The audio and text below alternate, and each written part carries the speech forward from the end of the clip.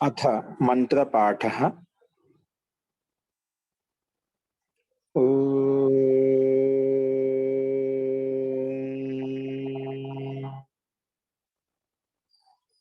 सहनाववतु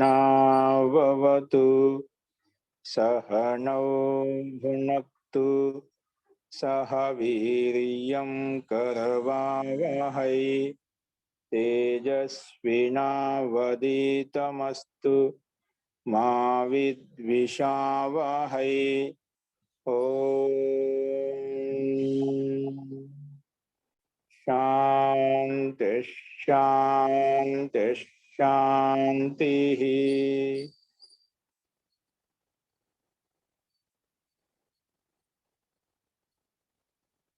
सर्वेभ्यो नमः। अंदरिकी नमस्कारम अंडी। మనము సాంఖ్య దర్శనంలో 5వ అధ్యాయం చెప్పుకుంటున్నాము. అందులో మనము నిన్న 118వ సూత్రం వరకు చూశాము. నిన్నటి పాఠం ఏం చెప్పుకున్నామంటే జీవాత్మ భోగాలను త్యాగం చేసినప్పుడు సమాధి స్థితిలో ఉంటుంది, సుషుప్తిలో ఉంటుంది, మోక్ష స్థితిలో ఉంటుంది. అంటే సమాధి స్థితిలో బ్రహ్మమయంతో బ్రహ్మరూపంలో ఉంటుంది, సుషుప్తిలో కూడా బ్రహ్మరూపతతో ఏకమై ఉంటుంది. అలాగే మోక్షం ఎలాగతో ఉంటుంది, మోక్షంలో బ్రహ్మరూపత ఉంటుంది. అంటే భోగాలను వదిలేసినప్పుడు జీవాత్మ యొక్క స్వరూపం ఎక్కడ ఉంటుందో అంటే బ్రహ్మలో ఉంటుంది, బ్రహ్మలో లీనమై ఉంటుంది అని ఇక్కడ చెప్పబడింది.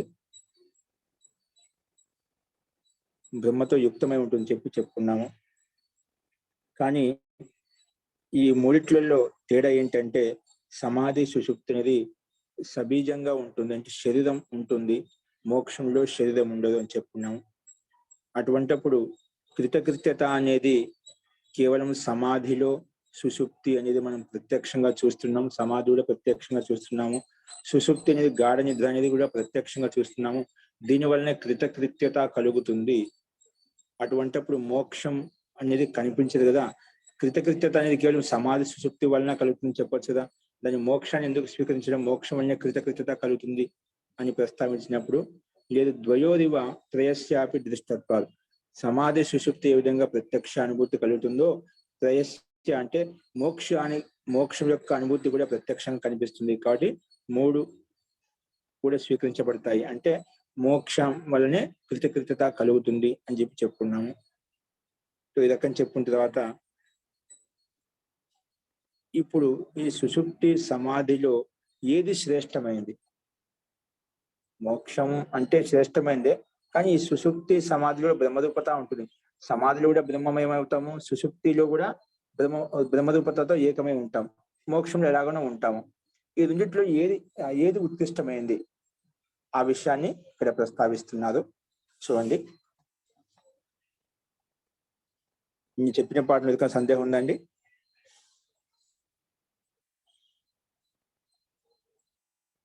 ఓకే, ప్రకృతం అనుసరామ.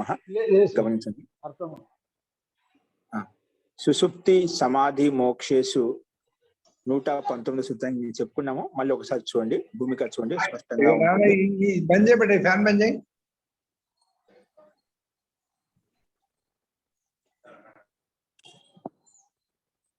సుషుప్తి సమాధి మోక్షేసు మోక్షస్య ఉత్కృష్టత్వం ఉక్తం. సమాధి సుషుప్తి మోక్షంలో మోక్షానికి అత్యంత ఉత్కృష్టమైన స్థితి అని చెప్పుకున్నామట. ఈ మూడిట్లలో ఏది ఉత్తమమైంది, ఉత్తమాతి ఉత్తమైంది అంటే మోక్షం యొక్క సుఖమే అత్యంత ఉత్తమాతి ఉత్తమైంది అని చెప్పుకున్నాము. కానీ ఇప్పుడు తాభ్యాం భేదోపి దర్శిత, వాటి మధ్య మూటి మధ్య భేదం ఏంటో కూడా చూసాం మనం. సమాధి సుషుప్తిలో శరీరంతో యుక్తమై మనం బ్రహ్మరూపంలో ఉంటాము, మోక్షంలో శరీర రహితంగా ఉంటామని వాటి మధ్య భేదము చెప్పాం. ఇప్పుడు అధునా సుషుప్తి సమాధ్యో సమాధి ఉత్కృష్టతత్వం ఉచ్యతే. సుషుప్తి సమాధిలో సమాధి అత్యంత ఉత్కృష్టమైంది. ముందు సమాధి సుషుప్తిలో కంటే మోక్షం ఉత్కృష్టమైంది తక్కువ వినపడుతుంది. తక్కువ వినపడుతుందా అండి? అందరికి అలా అనిపిస్తుందండి? ఫ్యాన్ వేసుకుంటే వినపడతలేదు, ఫ్యాన్ బంద్ చేసిన అయినా తక్కువ వినబడుతుంది. వినిపిస్తుంది మహోదయ. బాగా వినపడుతుంది సార్, బాగా వినపడుతుంది సార్. అందరికి బాగానే వినిపిస్తుందండి. ఈ ప్రభాకర్ గారి మీదే సమస్య. ఓకేనా? మీరు వాల్యూమ్ పెంచుకోండి. అస్తు. సో సమాధి సుషుప్తి మోక్షంలో మోక్షానికే ఎక్కువ ప్రాధాన్యత, ఎక్కువ అత్యంత ఉత్కృష్టమని చెప్పుకున్నాము. కానీ సమాధి సుషుప్తిలో ఏది ఉత్కృష్టమైంది, అన్నింటిలో ఏది శ్రేష్టమైంది అంటే అది మనం చెప్పుకోబోతున్నాం. అదునా సుషుప్తి సమాధ్యో సమాధే ఉత్కృష్టతత్వం ఉచ్యతే. సమాధి అనేది ఉత్కృష్టమైంది, సుషుప్తి కంటే కూడా ఉత్కృష్టమైనది. ఆ విషయం చెప్పబోతున్నమాట. అందుకే సుషుప్తిత సమాధి వైశిష్ట్యం ప్రదర్శతే. సుషుప్తి కన్నా సమాధి యొక్క వైశిష్టమైన విశేషించింది దాన్ని ప్రదర్శించబోతున్నాము. యద్ అభ్యాస వైరాగ్యాభ్యం లబ్ధ సమాధి భవతి. అంటే అభ్యాసం వైరాగ్యం చేత లబ్ధ సమాధి భవతి. సమాధి పొందాము, అభ్యాస వైరాగ్యం చేత ఏదైతే సమాధిని పొందామో అప్పుడు జీవన్ముక్త అంటే సమాధి పొంది జీవన్ముక్తుడు అవుతాం అన్నమాట. జీవన్ముక్త జీవన్సన్ అంటే జీవనం ఉండంగానే ఆ జీవనముక్తి దశ అతనికి బోధపడుతుందన్నమాట. అతనికి ప్రత్యక్ష అనుభూతి కలుగుతుంది. ఈ జీవనం ఉన్నంతసేపే నాకు ఇలా భోగాలు ఉంటే తర్వాత జీవనం అయిపోయిన తర్వాత వెంటనే ముక్తి కలుగుతుంది అనే అనుభూతి అతనికి కలుగుతుందన్నమాట. అందుకే ఎవరైతే సమాధిని పొందారో లబ్ధ సమాధి భవతి. జీవన్ముక్తో జీవన్సన్, ఆ జీవన్ముక్త పురుషుడు, జీవన్ముక్త యోగి జీవన్సన్ అంటే జీవిస్తూ కూడా ముక్తుడుగా ఉంటాడు అన్నమాట. అంటే సాంసారిక క్రియాకలాపాల పట్ల ఆసక్తి నిర్లిప్తంగా ఉంటాడు, నిష్కామ భావనతో ఉంటాడు అన్నమాట. అందుకే జీవన్ముక్త జీవన్సన్ ముక్తో ముక్త నాతో నితాంత ముక్త అంటే ముక్తుడుగా ఉంటాక నితాంత ముక్తి అనేది కలగదన్నమాట. ఎందుకు? శరీరం ఉంది కాబట్టి. అంటే శరీరం వదిలిపోయగానే కర్మ అది పూర్తి నష్టం కాగానే, శరీరం నష్టం కాగానే ముక్తికి వెళ్ళిపోతాడు. కానీ శరీరం ఉన్నంతసేపు ముక్తి యొక్క స్థితి ఉంటుంది, నిర్లేప స్థితిలో ఉంటాడు, విద్యాయుక్తంగా ఉంటాడు, నిష్కామ భావనతో ఉంటాడు. కానీ అయినప్పటికీ కూడా నాతో నితాంత సంపూర్ణ ముక్తి అయితే కలగదు అతనికి. ఎందుకు? తస్య శరీరత్వ, ఇంకా శరీరం ఉంది కాబట్టి. సచ చరమదేహో యావద్ హస్త తావద్ దోష యోగో క్లేశ కర్మ యోగవాన్. అంటే ఎప్పటి వరకు చర్మదేహం అంటే అంతిమ దేహం ఉంటుందో అప్పటి వరకు దోషయోగం అనే ఉంటుందన్నమాట. శరీరం ఉంటే ఆకలి దెబ్బకలు ఇవన్నీ ఏదోటి కర్మ చేస్తామని ఖచ్చితంగా శరీరం యొక్క ధర్మం కాబట్టి ఆధ్యాత్మిక దుఃఖం ఉండదు. కానీ ఆది దైవిక దుఃఖము, ఆది భౌతిక దుఃఖము, వేరే ప్రాణుల వల్ల కావచ్చు, దైవిక దుఃఖాల వల్ల ఏదో దుఃఖం రావచ్చు, శరీరం యొక్క ధర్మం కాబట్టి. కానీ ఆధ్యాత్మిక అజ్ఞానం వల్ల వచ్చే దుఃఖం ఉండదు అనమాట. అది తటస్థంగా స్థిరంగా ఉంటాడు, కర్మలిప్తం కాడనమాట. అది క్లేశ కర్మ యోగవాన్ అంటే భోగాలుడు అంటే భోగాలు అనుభవిస్తుంటాడు, భోగాలను ఆరుడమై ఉంటాడు. ఏ రకంగా అంటే చక్ర భ్రమణవత్ ధృత శరీరో నా అనర్థ భాగ్భవతి. చక్రం ఒకసారి కుంభకాలుడు చక్రాన్ని తిప్పే విధంగా వదిలేస్తాడో తర్వాత దానిలో గతి ఉన్నంతసేపు తిరుగుతూ ఉంటుంది. అలాగే ఈ జీవన్ముక్తు యోగి ఎవరైతే ఉన్నారో ఈ జీవన్ముక్తి అవస్థ అతనికి కలిగింది, అనుభూతి కలిగింది. అంటే సంస్కారాలను పూర్తిగా దగ్ధభయం చేశాడు, కానీ శరీరంలో గతి ఉన్నంతసేపు అలాగే ఉంటాడు. శరీరం యొక్క గతి నిరుద్ధం అయిపోయిన తర్వాత, శరీరం నష్టం అయిపోయిన తర్వాత డైరెక్ట్ గా మోక్షానికి వెళ్ళిపోతాడు. సో ఆ రకంగా గతి ఉంది, శరీరం యొక్క గతి ఉంది కాబట్టి ఇక్కడ ఉన్నంత వరకు భోగాలంటివి శరీరం యొక్క ధర్మం కాబట్టి ఆకలి దప్పికలు లాంటివి చిన్న చిన్న దోషాలు వస్తూ ఉంటాయి. కానీ దానికి బాధపడడం అన్నమాట. దాంట్లో కర్మవశానికి సంస్కార వశానికి అంటే వాసన రూప సంస్కారానికి లిప్తుడు కాడు. అది కింద చెప్తా చూద్దాం. సో అతనికి ఎటువంటి క్లేశాలు బాధించాడు అనమాట. బాధించినప్పటికీ కర్మాశయానికి లోను కాడనమాట. అంటే పాప పుణ్య కర్మాశయానికి లోడు కాడు. అది అందుకే ద్విత శరీర నా అర్థ భాగవతి అంటే ఏదైనా వాసన రూప సంస్కారానికి భాగస్వాముడు కాడు ఇక్కడ. కాబట్టి తస్య తావదేవ చిరం యావత్ నా విమోక్షే. కేవలం కొంతవరకు వెళ్ళేటు, ఎప్పటి వరకు శరీరం ఉంటుందో అంతవరకు వెయిట్ చేస్తుంటాడు. ఎప్పుడు శరీరం వదిలేశాడో వెంటనే ముక్తికి వెళ్ళిపోతాడు. అంటే శరీరం వదిలే లేట్ అనమాట. శరీరాన్ని వదిలేదే లేటు. శరీరం ఎప్పుడైతే వదిలేస్తుందో వెంటనే మోక్షానికి ముక్తికి వెళ్ళిపోతాడు. మళ్ళీ జన్మ అంటూ అతనికి ఉండదు. ఆ విషయంలో ఇక్కడ చెప్పబడ్డాడు. ఇప్పుడు మనం సుషుప్తి సమాధిలో సమాధికి ఉత్కృష్టమైంది అనే విషయాన్ని ఇక్కడ ప్రస్తుతిస్తున్నాడు. అది ఎదుర్కొంగా చూడండి. 119 సూత్రం. వాసనాయాః అనర్థఖ్యాపనం దోష యోగోపి నా నిమిత్తస్య ప్రధాన బాధకత్వం.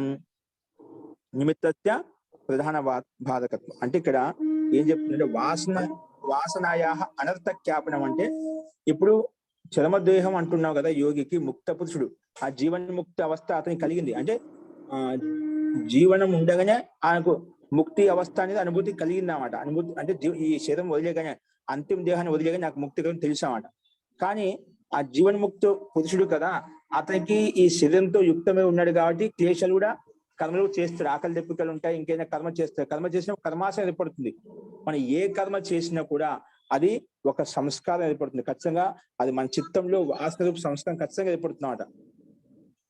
అలాగే ఆ ముక్త పురుషుడికి జీవాత్మకు కూడా ఆ సంస్కారం పడుతుంది కదా, అంటే క్లేశ కర్మలతో యుక్తం అవుతాడనమాట. అటువంటప్పుడు అనర్థ జ్ఞాపనం కలుగుతుంది కదా ఆ యోగికి కూడా. అంటే దుఃఖాలు బాధలు కలుగుతాయి కదా.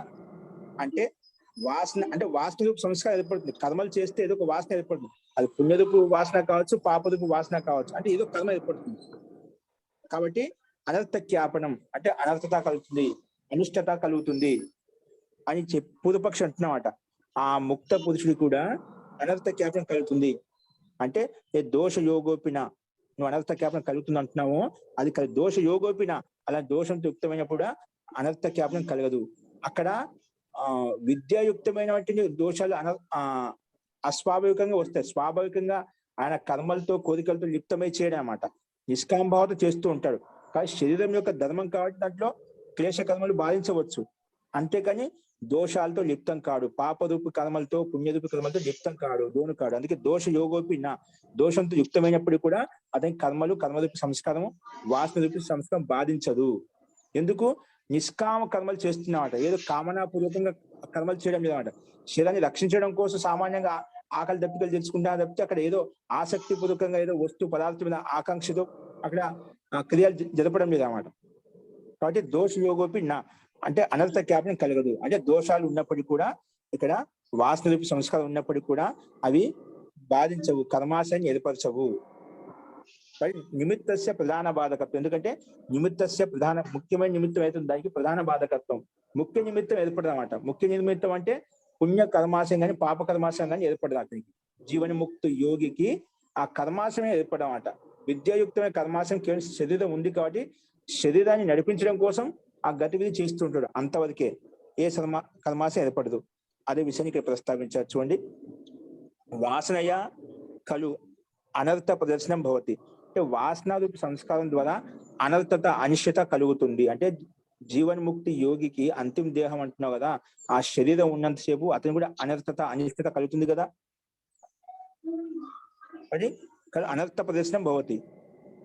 అభ్యాస వైరాగ్యాభ్యం లబ్ధ సమాధికస్య. అంటే అభ్యాసం చేత వైరాగ్యం చేత సమాధిని పొందారు. లబ్ధ సమాధికస్య, సమాధిని పొందిన వ్యక్తికి చరమదేహస్య అంటే అంతిమ దేహం అట. అంతిమ దేహం ఎవరికైతే ఉందో అంటే జీవన్ముక్త జీవన్ముక్తుడు అంటాడు. అంతిమ దేహం ఎవరికైతే ఉందో ఇంకా జీవం ఉండగానే అంతిమ దేహం అంట. ఈ దేహం వదిలేగానే ముక్తిని పొందుతాం అన్నమాట. అందుకే చరమదేహస్య అంటే జీవన్ముక్త పురుషుడు యోగి ఎవరైతే ఉన్నారో వాసన నా అవతిష్టతే. అటువంటి వ్యక్తికి వాసనారూప సంస్కారం నా అవతిష్టతే.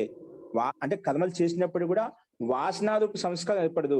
చెప్పేది మనం ఏ కర్మలు చేసినప్పుడు, మనం విద్యాభ్యాసం చేసినప్పుడు ప్రతి ఒక్కరికి ఒక సంస్కారం అంటూ మనం పడుతున్నమాట. ఆ సంస్కార కారణంగానే ఇంకా భవిష్యత్తులో రాబోయే జన్మలో కావచ్చు ఆ సంస్కారం ఆరంభం చేసుకుని మళ్ళీ నిమిత్తం ఎప్పుడు ఆరంభం ఎప్పుడు వచ్చినా దాన్ని కంటిన్యూ చేసుకుంటాం. అంటే సంస్కారమే పడుతుంది, ఆ వాసనారూప సంస్కారం ఆ అలవాటు పడుతున్నమాట. అట్లా జీవనముక్తి యోగికి కూడా ఒక వాసనారూప సంస్కారం పడుతుంది కదా. అందుకే ఆ అంతిమ దేహం అయినప్పటికీ కూడా వాసన నా అవతిష్టది. అక్కడ వాసన సంస్కారంతో ఏర్పడదు. అక్కడ దానికి ఏదో నిష్కామ భావంతో చేస్తున్నా కాబట్టి సామాన్య వ్యక్తికి అయితే వాసనరూప సంస్కారము పుణ్యరూప సంస్కారం ఏర్పడుతుంది. కానీ ఆ యోగికి ఆ వాసనరూప సంస్కారం ఉండదు. అది చెప్పాడు ఇక్కడ. నా అవతిష్టతే. ఎందుకు? తస్య చరమదేహస్య వాసన అభావాత్. అతని చరమదేహం అంటే చరమదేహం అంతిమ దేహానికి వాసన అనేది ఉండదు, కోరిక అంటూ ఉండదు. పుణ్యం చేయాలి పాపం చేయని కోరికనే ఉండదు అన్నమాట. అందుకే వాసన అభావత, వాసన ఉండదు కాబట్టి అనర్థకత కాదు, అనిష్టత కాదు. ఎందుకు? దోష యోగ అపి నా అంటే క్లేశ కర్మ యోగే అంటే భోగారుడస్యాపి అంటే క్లేశ కర్మలతోటి అవిద్య, అంటే క్లేశ కర్మలు అంటే శరీరం యొక్క ధర్మం కాబట్టి కొన్ని క్లేశాలు, దుఃఖాలు, బాధలు వస్తూ ఉంటాయి. అంటే క్లేశాలతో యుక్తమైనప్పటికీ కూడా క్లేశ కర్మ యోగే భోగారూఢస్యాపి నా అనర్థ ప్రదర్శన భవతి. అనర్థమైన ప్రదర్శనము కలగదు, అంటే అనిష్టమైన స్థితి కలగదు ఎవరికి? ఆ ముక్త పురుషుడికి. ఎందుకు? యతః తథాభూతస్య చరమదేహస్య యోగినః పుణ్య పాప కర్మ జాతిర్ నా విద్యతే. ఎందుకంటే తథాభూతస్య చరమదేహస్య, అటువంటి అంతిమ చరమదేహం కలిగినటువంటి ఆ యోగ సాధకుడు అవుతుంది, అంతిమ దేహం కలిగిన వ్యక్తికి, యోగికి పుణ్య పాప కర్మ జాతిది, పుణ్య పాప కర్మ జాతి అంటే పుణ్య కర్మాశయము, పాప కర్మాశయం ఒక జాతి సమూహం అనేది నా విద్యతే ఉండేది అనమాట. ఏదైనా కర్మ చేస్తే ఖచ్చితంగా పుణ్య కర్మాశయం, పాప కర్మాశయం ఖచ్చితంగా ఏర్పడుతుందట. అది ఫలాన్ని ఇవ్వచ్చు లేదా ఏదైనా ఇవ్వచ్చు అన్నమాట. కానీ ఇక్కడ ఆ యోగికి పుణ్య పాప కర్మ జాతి నా విద్యతే అది ఉండదంట. ఎందుకు? ఉక్తం ఎందుకు చెప్పబడింది? ఏం చెప్పబడింది అంటే అశుక్ల కృష్ణ సన్యాసినాం క్షీణ క్లేశానాం చర్మదేహానాం ఇది. అంటే అటువంటి సన్యాసులకు చర్మదేహం ఎదుకైతే ఉందో, అటువంటి సన్యాసి చర్మదేహం అంటే అంతిమ దేహం ఎదుకైతే ఉందో, అశుక్ల కృష్ణం, ఇక్కడ శుక్ల కృష్ణకి నైతత్వ సమాసం. అంటే శుక్ల కర్మలు ఉండవు, కృష్ణ కర్మలు ఉండవు. శుక్ల అంటే పుణ్యకర్మలు ఉండవు, పాప కర్మలు ఉండవు. ఎవరికి? చర్మదేహం అంతిమ దేహం కలిగిన యోగులకు, సన్యాసులకు. ఓకేనా? ఇంతో పుణ్యకర్మలు ఉండే వాళ్ళకి పుణ్యకర్మ ఉండే కష్టం అండి. పుణ్యం చేసామనుకోండి, పుణ్యం వల్ల పుణ్యఫలం వస్తుంది, మళ్ళీ దాన్ని అనుభవించాలి. కాబట్టి ముక్తి లక్ష్యం ఉన్న వాళ్ళు పుణ్యం కోసం పనిచేయదు, పాపం ఎలా చేయకూడదు. పుణ్య పాపాలు ఎవరికైతే ఉండవో, పుణ్య పాప కర్మాశం ఎవరికైతే ఏర్పడదో, అటువంటి చర్మ దేహంతో యుక్తమైన యోగికి పుణ్య పాప కర్మ జాతి నా విద్యతే. అటువంటి వ్యక్తికి పుణ్య కర్మాశయం కానీ, పుణ్య సమూహం కానీ, పాప సమూహం కానీ ఉండదు. అందుకే చెప్పబడింది ఉక్తం హి అంటే ఎక్కడ యోగ దృశ్యంలో వ్యాస భాషను చెప్పుకున్నామంట. పుణ్యకర్మలు, కృష్ణ కర్మలు సన్యాసులకు అంటే క్షీణ క్లేశానాం చర్మదేహనం, వాళ్ళు క్లేశాలను దగ్ధబీజం చేసినమాట. దగ్ధబీజం చేశారు కాబట్టి వాళ్ళకు పాప కర్మాశం ఉండదు, పుణ్య కర్మాశం ఉండదు అని చెప్పి వ్యాస భాషను చెప్పుకున్నాం. లాస్ట్ లో నిమిత్తస్య ప్రధాన బాధకత్వం అంటే అది చెప్తున్నాను ఓపెన్ చేసి. దోషానం అంటే క్లేశ కర్మాదినాం నిమిత్తం, అంటే క్లేశ కర్మలకు నిమిత్తం ఏదైతే ఉందో, అంటే క్లేశాలు చేయాలంటే ఏదో ఒక వాసన ఉండాలి, వాసన ఉంటే ఏదో కర్మ చేస్తామన్నమాట. అలాగే దోషానం అంటే క్లేశ కర్మాదినాం నిమిత్తం, క్లేశ కర్మలకు నిమిత్తం అయితే ఉందో, వాసన నిమిత్తం వాసనాయాహ హి వాసన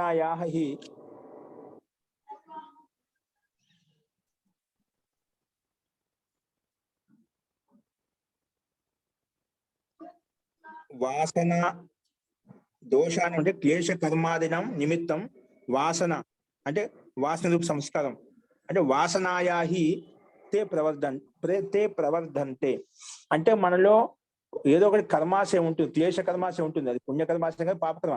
ఏ వాసన, ఏ ఛాప అయితే మన మీద పడిందో ఆ సంస్కార కారణంగా మళ్ళీ ప్రవృత్తి ఉంటుందండి. మళ్ళీ ఎటువంటి సంస్కారం ఉంటే ఆ సంస్కారం అనుగుణంగానే మనం ముందుకు వెళ్తాం, ముందుకు గతి చేస్తూ ఉంటామట. అంటే ఎటువంటి కర్మరూపు ఆ వాసన ఉందో, సంస్కారం ఉందో, ఆ సంస్కారానికి అనుగుణంగానే మనం ఒక ప్రవృత్తి అంటూ జరుగుతుందన్నమాట. అందుకే తే ప్రవర్ధంతే వాసనా రూపస్య నిమిత్తస్య ప్రధాన బాధకత్వం మోక్ష భవతి. కాబట్టి వాసన రూప నిమిత్తం అనేది ప్రధాన బాధకత్వం మోక్షంలో సంభవిస్తుంది. అంటే పూర్వపక్ష ఆక్షేపిస్తున్నమాట. ఆ యోగి, జీవన్ముక్తి యోగి కూడా ఆ వాసన రూప సంస్కారం ఉంటుంది, ఏదో కర్మ క్లేశ కర్మలు చేస్తున్నారు కాబట్టి వాసన రూపస్య నిమిత్తస్య ప్రధాన బాధకత్వం ప్రధాన బాధకత్వం మోక్షంలో కలుగుతుంది. అంటే వాసనా రూప నిమిత్త అభావ తస్య లబ్ధ సమాధికస్య. అంటే ఇక్కడ వాసన రూపస్య నిమిత్తస్య ప్రధాన బాధకత్వం అంటే వాసన రూప సంస్కారం నిమిత్తం ద్వారా ఏదైతే సంస్కారం ఏర్పడుతుందో దానికి బాధ కలుగుతుందంట. ప్రధానమైన ముఖ్యమైన వాసన సంస్కారానికి బాధ అనేది మోక్షంలో కలుగుతుంది. సమాధి సుషుప్తిలో కలగదు కానీ మోక్షంలో కలుగుతుంది. అంటే అది బాధించదు, పీడించదు, పుణ్య పాప కర్మాశ ఏర్పరచదు. ఇక్కడ ఈ రకం తీసుకోవాలి. ప్రధాన బాధకత్వం మోక్షే భవతి అంటే మోక్షంలో ఆ ప్రధాన బాధ అనేది ఉండదు, కేవలం సమాధిలో సుషుప్తిలో ఉంటుంది. సమాధిలో ఎలా ఉంటుంది? సమాధిలో ఉన్నంతసేపు నువ్వు ఆనందంగా సంతోషంగా ఉంటావు, అది సీమిత కాలం వరకు ఉంటుంది. సుషుప్తి అంటావా గాఢ నిద్ర, ఆ గాఢ నిద్ర లేవగానే ఇక్కడ మళ్ళీ క్లేశ కర్మలు నిన్ను బాధిస్తూ ఉంటాయి అన్నమాట. కానీ సుషుప్తి అవస్థలో ఇంకా ఎక్కువ అండి, లేచిన తర్వాత కూడా క్లేశ కర్మలను బాధిస్తూ ఉంటాయి. కానీ సమాధి అవస్థలో సమాధించి లేచిన తర్వాత, సమాధిలో ఉన్నప్పుడు బ్రహ్మతో లీనమై ఉంటాం, కానీ అక్కడి నుంచి లేచిన తర్వాత కూడా మనకు క్లేశ కర్మలు బాధించవు, జ్ఞానపూర్వకంగా యుక్తిపూర్వకంగా ఉంటాం అన్నమాట. కానీ సమాధిలో క్లేశాలు బాధించవు సమాధించి లేచిన తర్వాత. కానీ సుషుప్తి గాఢ నిద్ర నుంచి లేచిన తర్వాత మనకు సంస్కారాల కారణంగా, వాసన రూప సంస్కారంలో కారణంగా మనకు సుఖ దుఃఖాలు అనేవి కలుగుతూ ఉంటాయి. ఎప్పుడు గాఢ నిద్రలో బ్రహ్మరూపం, గాఢ నిద్రలో ఉన్నంత బ్రహ్మరూపంగా ఉంటావు, కానీ లేచిన తర్వాత మన క్లేశ కర్మలు కూడా బాధిస్తూ ఉంటాయి. కానీ సమాధి వ్యక్తికి, సమాధి కలిగిన వ్యక్తికి లేచిన తర్వాత కూడా క్లేశ కర్మలు బాధించవు. కాబట్టి కొన్ని కర్మాశయం ఉంది కాబట్టి ఆ కర్మాశాన్ని క్లేశ బీజాలు సూక్ష్మంగా ఉన్న వాటిని నష్టం చేయడం కోసం ఆయన యొక్క గతి నడుస్తూ ఉంటుంది, అభ్యాసం నడుస్తూ ఉంటుంది. సో ఇక్కడ అది చెప్పబడింది చూడండి. సో వాసన రూప నిమిత్త అభావాత్, వాసన రూప నిమిత్తం వలన వచ్చే అంటే కర్మాశయం ఏదైతే ఉండదు దాని వల్ల అభావం వలన తస్య లబ్ధ సమాధికస్య, అతనికి సమాధి పొందాడు కాబట్టి జీవన్ముక్తస్య న అనర్థ దర్శనం అవుతుంది. అటు జీవన్ముక్త పురుషుడికి అనర్థత అంటూ అనిష్టత కలగదు. దోషాలతో యుక్తమైనప్పటికీ కూడా ఆ జీవన్ముక్త పురుషుడికి ఆ స్థితి అంటే క్లేశ కర్మల వల్ల వచ్చే బాధ పుణ్య కర్మాశయం పాప కర్మాశయం ఏర్పడదు. అందుకే జీవన్ముక్త నా అనర్థ దర్శనం అవుతుంది, అనర్థ దర్శనం కలగదు. కానీ సుషుప్తి గతస్యతు సుషుప్తే అంతరం భవతి. సుషుప్తి గతస్య అంటే సుషుప్తి అంటే ఏమిటి? గాఢ నిద్ర. గాఢ నిద్ర అనంతరం అంటే గాఢ నిద్ర నుంచి లేచిన తర్వాత, గాఢ నిద్ర అనంతరం అంటే సుషుప్తి గతస్యతు సుషుప్తే అనంతరం, సుషుప్తి తర్వాత లేచిన తర్వాత భవతి ఏవ అనర్థ దర్శనం. అనర్థ దర్శనం అంటే అనర్థత అంటే అనిష్టత, క్లేశకర్మ యొక్క స్థితి అనేది అతనికి ఏర్పడుతుంది, అంటే క్లేశకర్మలు బాధిస్తాయి. అందుకే సుషుప్తే అనంతరం భవతి ఏవ అనర్థ దర్శనము. ఎందుకు? వాసనయా విద్యమానత్వ, అతనిలో వాసన వాసన సంస్కారం ఉంది కాబట్టి. సుషుప్తిలో కేవలము ఆ క్షణకాలం వరకు, కించిత్ కాలం వరకు గాఢ నిద్రలో ఉన్నాడు కాబట్టి బ్రహ్మరూపంలో లీనమయ్యాడు. కానీ అక్కడ లేవగానే వాసన రూప సంస్కారం, క్లేశ రూప సంస్కారం ఉంది కాబట్టి మళ్ళీ వెంటనే ఆ క్లేశ కర్మలు బాధిస్తాయి, పీడిస్తూ ఉంటాయి అని ఇక్కడ చెప్పబడింది అన్నమాట.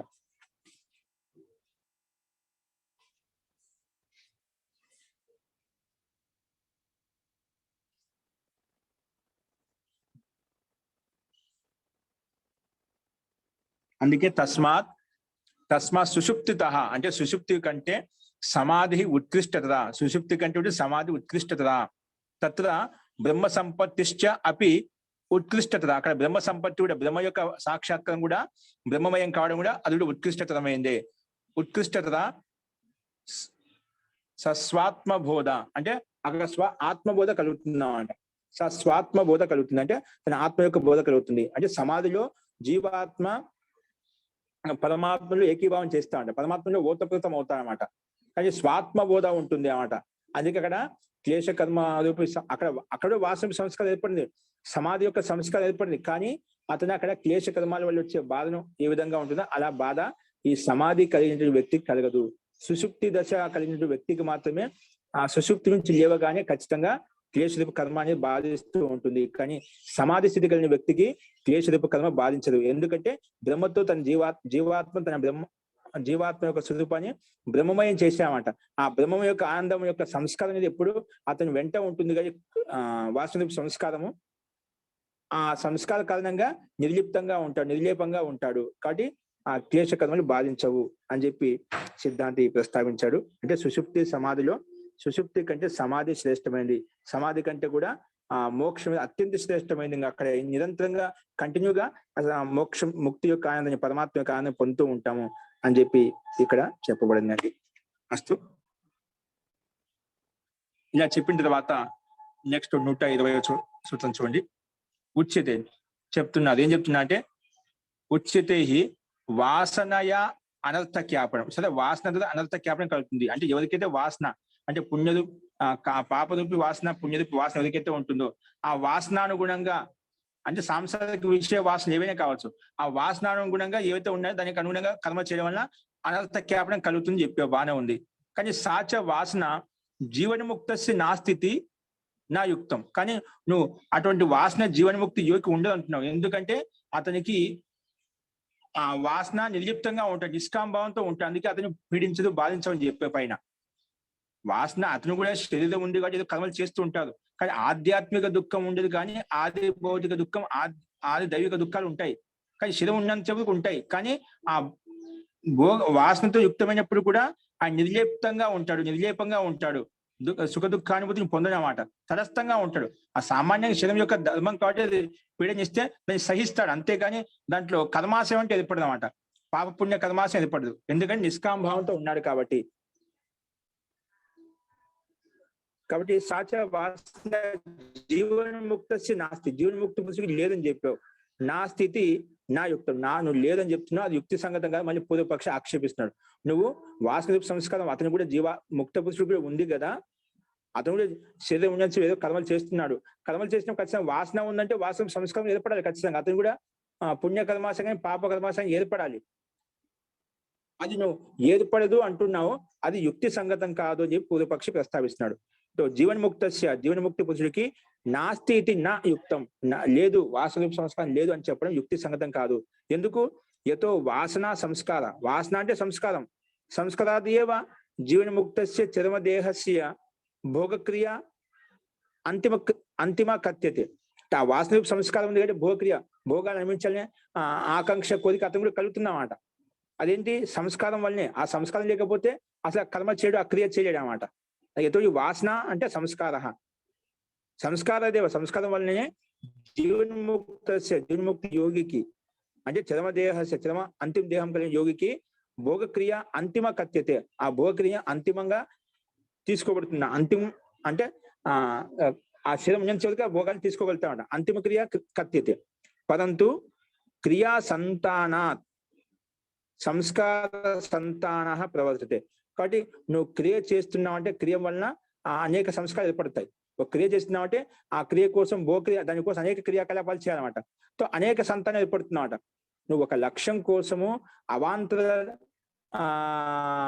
లక్షణాలు అవాంతరంగా చాలా పనులు క్రియాకలాపాలు చేస్తామట. ఇప్పుడు విద్యాభ్యాసం చేయాలంటే ఎంతో మనం మానసికంగా ప్రిపేర్ అవుతే మనం వచ్చి విద్యాభ్యాసం చేస్తామండి. అలాగే ఒక భవనం కట్టాలనుకోండి, అక్కడ కూడా ఎంతో ప్రయత్నించి దానికి సంబంధించిన మెటీరియల్ అదంతా ఒక క్రియ అన్నమాట.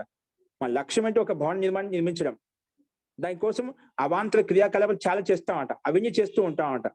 అలాగే అంటే ఒక క్రియ ఇంకొక క్రియను ఉత్పత్తి చేస్తుంది, ఇంకొక క్రియ ఇంకొక క్రియను ఉత్పత్తి చేస్తుంది. అలాగే మన సంస్కారాలు ఒక సంస్కారం ఇంకొక సంస్కారాన్ని, ఇంకొక సంస్కారం ఇంకొక సంస్కారాన్ని, అంటే ముఖ్య లక్ష్య ప్రాప్తి కొరకు క్రియా సంతానం ఏర్పడుతున్నమాట. అందుకే క్రియా సంతాన అంటే సంస్కార సంతాన ప్రవర్తతే. ఒక కర్మ చేసావు, ఆ కర్మ కోసం ఇంకో కర్మ చేస్తామట. అలాగా కర్మ తర్వాత కర్మ చేస్తూనే ఉంటాం అనమాట. అందుకే సంస్కార సంతాన ప్రవర్తతే. ఇత్తం ఏకైకాం క్రియాం ప్రతి నవీన ఏకైక సంస్కార ప్రవర్తతే. నువ్వు ఒక క్రియ చేసావు, ఆ క్రియ వల్ల ఇంకో సంస్కారం ఏర్పడింది, మళ్ళీ క్రియ చేసావు, మళ్ళీ ఒక సంస్కారం ఏర్పడింది, మళ్ళీ క్రియ చేసావు, అలా సంస్కారం తర్వాత సంస్కారం నీకు పడుతూనే ఉందన్నమాట. అంటే నీకు దగ్ధబీజం ఎక్కడవుతుంది? దగ్ధబీజం కాదు, అంటే సంస్కారం తర్వాత ఒక సంస్కారం ఏర్పడుతూనే ఉంది. కర్మ చేసామంటే ఒక చాపు, ఒక సంస్కారం, వాసన సంస్కారం ఏర్పడుతుందన్నమాట. అవన్నీ ఏర్పడుతూ ఉంటాయి, అది చెప్తున్నాడు ఇక్కడ. ఇత్తం ఏకైకం క్రియాం ప్రతి, ఒక క్రియా పట్ల నవీన ఏకైక సంస్కారం, కొత్త ఒక్కొక్క సంస్కారం ప్రవర్తితం అవుతుంది. తేన లబ్ధ సమాధికస్య జీవన్ముక్త, సమాధిని పొందిన జీవన్ముక్త పురుషుడికి కూడా సంస్కారాపత్తి వాసన ప్రసక్తి స్యాత్. కాబట్టి ఆ జీవన్ముక్తి యోగికి కూడా నువ్వు పైన ఆ సంస్కార వాసన లేదంటున్నావు, అతను కూడా ఈ వాసన రూప సంస్కారం యుక్తం అవుతుంది, వాసన రూప సంస్కారం యుక్తుడవుతాడు అని చెప్పి సిద్ధాంతి పూర్వపక్షి ఇక్కడ ప్రస్తావించాడు. కాబట్టి సమాధిని పొందినప్పటికీ కూడా జీవన్ముక్తి యోగికి సంస్కారాపత్తి అంటే వాసనాపత్తి అతను కూడా కలుగుతుంది, వాసన సంస్కారం అతను ఏర్పడుతుంది. వాసన సంస్కారం అంటే మళ్ళీ స్మృతి ఏర్పడుతున్నమాట. ఇక్కడ మనకు వాసన సంస్కారము ధర్మాధర్మ సంస్కారం రెండు ఉన్నాయండి. ధర్మాధర్మ సంస్కారం వల్ల ఏమవుతుంది? పుణ్య పాప కర్మాశయం ఏర్పడుతుంది. వాసన రూప సంస్కారం ఏర్పడుతుంది. ఒకసారి వాసన అంటే ఏదైతే భోగ క్రియాకలాపాలు చేసామో తిన్నామో దాని యొక్క రుచి దాని యొక్క స్మృతి మనకు ఉంటుంది. వాసన రూపి సంస్కారం ద్వారా స్మృతి కలుగుతుందండి. మనం ఏం చేసాము, ఏం తిన్నాము, ఎక్కడికి వెళ్ళామో ఆ స్మృతి అంతా ఉంటుందన్నమాట. స్మృతి సంస్కారం ఉత్పన్నం అవుతుంది. నిజంగా ఆ సంస్కారం లేకపోతే, వాసన రూప సంస్కారం లేకపోతే, ఇప్పుడు మనం క్రియ చేసిన తర్వాత ఒక గంట తర్వాత ఆ క్రియ మనకు స్మరణ ఉండకూడదు, అది మనకు గుర్తు ఉండకూడదు. కానీ ఒక క్రియ చేసిన తర్వాత, ఒక కర్మ చేసిన తర్వాత అవి మనకు అన్ని గుర్తు ఉంటున్నాయి అంటే ఆ సంస్కారం మనలో ఉంది. మనం ఏం చేసినా అవన్నీ ఆ ప్రత్యక్ష అనుభూతి మనలో సంస్కారం ఉంది కాబట్టి అవి మనకు గుర్తుకొస్తున్నాయి. దీన్ని వాసన రూప సంస్కారం. ఇది కర్మాశ ఏర్పడలేదు, స్మృతి పనిచేస్తున్నమాట. స్మృతి పనిచేస్తుంది అంటే నువ్వు ఏం చేసినా అవన్నీ గుర్తుకొస్తున్నాయి. అలాగే ధర్మాధర్మ రూప సంస్కారం ఉన్నప్పుడు నువ్వు చేసిన అధర్మం వలన, ధర్మం చేస్తే పుణ్య కర్మాశ ఏర్పడుతుంది, పాపం చేస్తే అధర్మం చేస్తే పాప కర్మాశ ఏర్పడుతుంది అన్నమాట. ఈ రకంగా ధర్మాధర్మ సంస్కారం ఏర్పడుతుంది, వాసన రూప సంస్కారం ఏర్పడుతుంది అన్నమాట. వాసన రూప సంస్కారంలో స్మృతి పనిచేస్తుంది, ధర్మాధర్మ రూప సంస్కారంలో పుణ్య పాప కర్మాశ ఏర్పడుతుంది అన్నమాట. సో ఇక్కడ ఏం చెప్తున్నారంటే మనకు ఈ ఒక్కొక్క క్రియ చేస్తున్నామంటే ఆ క్రియ వల్ల ఇంకో క్రియ సంస్కారం ఏర్పడుతుంది, ఆ సంస్కారం వల్ల ఇంకో క్రియ చేస్తావు, మళ్ళీ ఇంకో క్రియ సంస్కారం ఏర్పడుతుంది. అలాగా ఒక్కొక్క సంస్కారంలో ఒక్కొక్క క్రియ వల్ల ఒక్కొక్క సంస్కారం ఏర్పడుతుంది.